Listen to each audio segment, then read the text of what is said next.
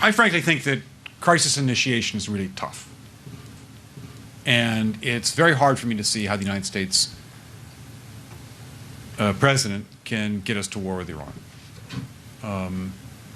Which leads me to conclude that if, in fact, compromise is not coming, that the traditional way of America gets to war is what would be best for U.S. interests.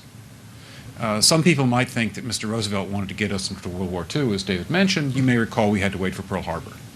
Some people might think Mr. Wilson wanted to get us into World War I. You may recall he had to wait for the Lusitania episode.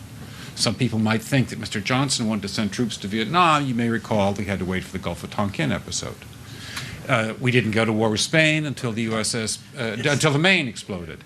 And may I point out that Mr. Lincoln did not feel he could call out the Federal Army until Fort Sumter was attacked, which is why he ordered the commander at Fort Sumter to do exactly that thing which the South Carolinians had said would cause an attack.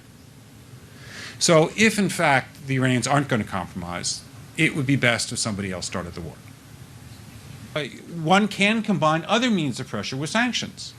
I mentioned that explosion on August 17th. We could step up the pressure. I mean, look, people, Iranian submarines periodically go down. Someday one of them might not come up.